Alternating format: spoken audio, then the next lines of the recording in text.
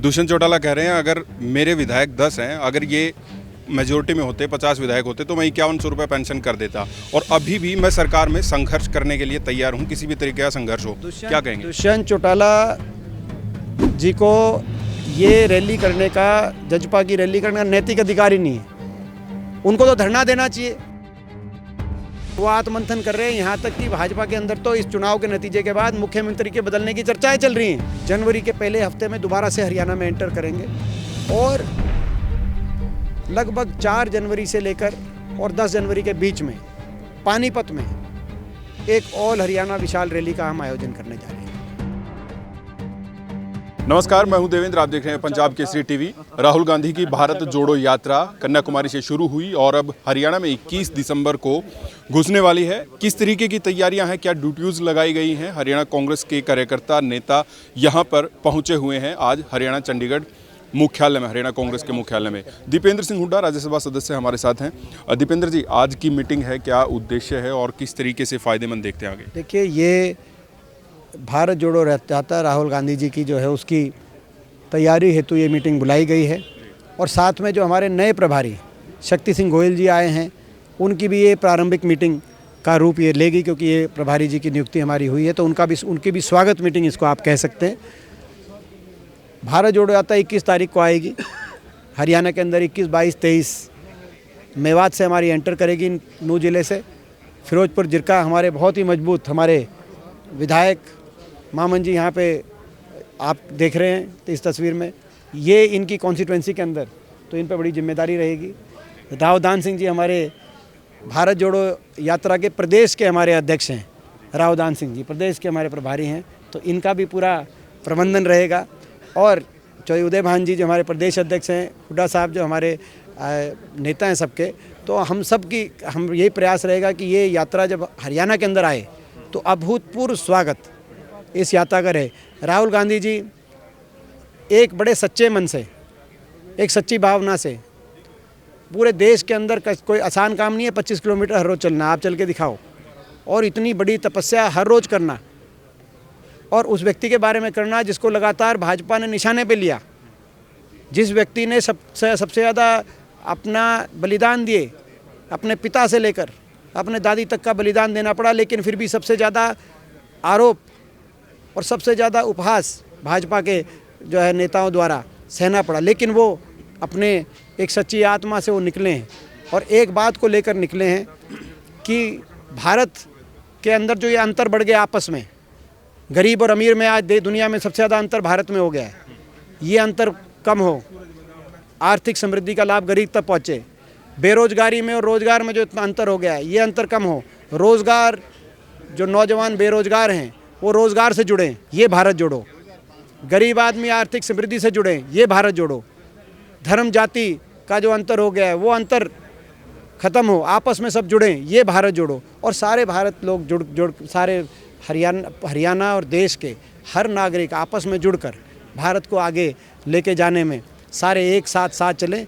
इस भावना के साथ ये यात्रा जब हरियाणा में पहुंचेगी तो हमें विश्वास है कि देश का एक अभूतपूर्व स्वागत और रिकॉर्ड स्वागत हरियाणा में रावदान सिंह जी के और मामन जी के नेतृत्व में, चौधरी उदय भान जी के सानिध्य में किया जाएगा। भगवान श्री कृष्ण ने हरियाणा की भूमि चुनी थी जब पूरा दुनिया का सबसे बड़ा ज्ञान दिया था। अब हरियाणा में वो आ रहे हैं, आधे से ज़्यादा भारत वो कवर कर चुके हैं। क्या अलग हरियाणा कांग्रेस उनको देने जा रही है? देखिए, हरियाणा की भूमि ऐतिहासिक है। यहाँ पे कर्म, जीवन में कर्म का क्या महत्व है, वो दुनिया को अगर वो संदेश कहीं से गया है तो वो हरियाणा की भूमि से गया है।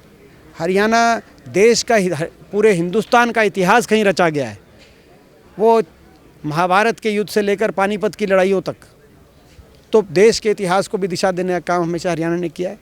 तो ये यात्रा जब हरियाणा में आएगी, स्वाभाविक रूप से पूरे देश की नज़र हरियाणा की तरफ होगी और हमें विश्वास है कि हरियाणा वासी इस प्रकार से हर बात से ऊपर उठ के इस यात्रा में शामिल होंगे।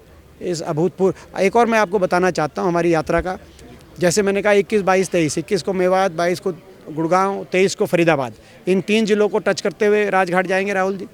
उसके बाद यूपी होते हुए दूसरे चरण में जनवरी के पहले हफ्ते में दोबारा से हरियाणा में एंटर करेंगे और लगभग 4 जनवरी से लेकर और 10 जनवरी के बीच में पानीपत में एक ऑल हरियाणा विशाल रैली का हम आयोजन करने जा रहे हैं। ये एक रिकॉर्ड तोड़ रैली होगी। देश में ऐसी रैली मैं समझता हूँ कि इस यात्रा के दौरान नहीं देखी गई।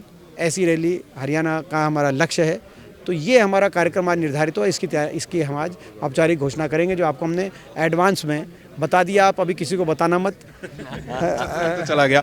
पीएम मोदी 8 साल से भारत के पीएम है। क्या ये पीएम मोदी की बादशाहत को चैलेंज है भारत जोड़ो यात्रा? देखिए,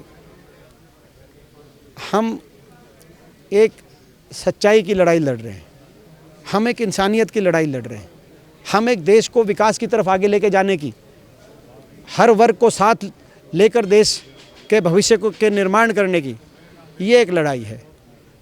और इस लड़ाई में, इस विचारधारा की लड़ाई में, सिद्धांत की लड़ाई में राहुल गांधी जी ने जिस तरीके का मेहनत करी, जिस तरीके का परिश्रम किया है, ये इतिहास के अक्षरों में लिखा जाएगा, हमें ऐसा विश्वास है। आपने आदमपुर उपचुनाव को लेकर कहा था कि 2024 का सत्ता का सेमीफाइनल है। आप सेमीफाइनल हार गए। नहीं, ये सेमीफाइनल हम जीते हैं।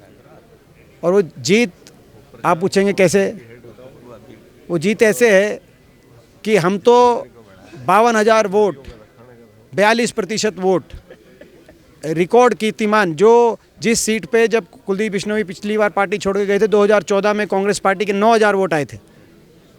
आज उस सीट पे कांग्रेस पार्टी के 52,000 वोट आए। बीच में 19 में तो वो खुद लड़े कुलदीप बिश्नोई जी, तब वो 30,000 वोट से जीते थे कांग्रेस की टिकट पे। बीजेपी का 75 पार का नारा था, तब भी 30,000 वोट से जीते थे।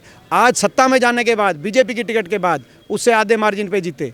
नतीजा ऐसा आया कि नतीजे के बाद चौधरी उदय भान जी और हम तो जाकर आदमपुर के कार्यकर्ताओं का धन्यवाद कर रहे हैं। और बीजेपी आत्ममंथन कर रही है।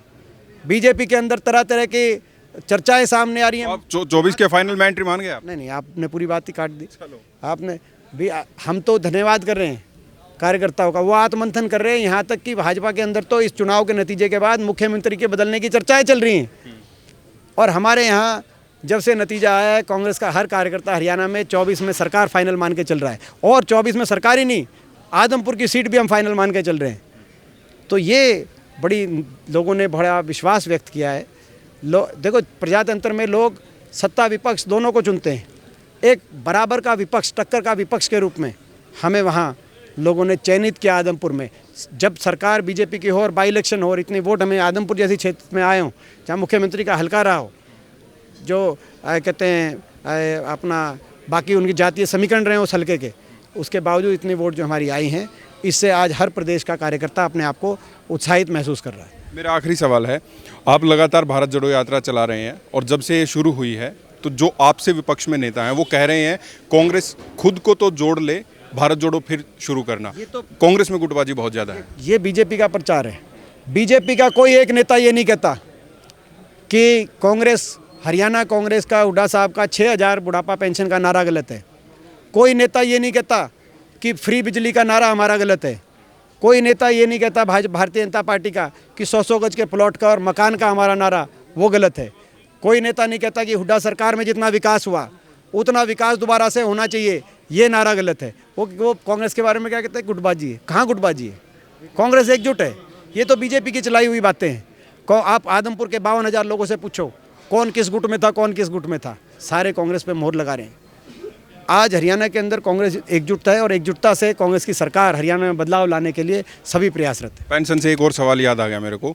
दुष्यंत चौटाला कह रहे हैं अगर मेरे विधायक 10 हैं, अगर ये मेजोरिटी में होते, 50 विधायक होते तो मैं 5100 रुपये पेंशन कर देता, और अभी भी मैं सरकार में संघर्ष करने के लिए तैयार हूँ, किसी भी तरीके का संघर्ष हो। क्या कहेंगे? दुष्यंत चौटाला जी को ये रैली करने का, जजपा की रैली करने का नैतिक अधिकार ही नहीं है। उनको तो धरना देना चाहिए।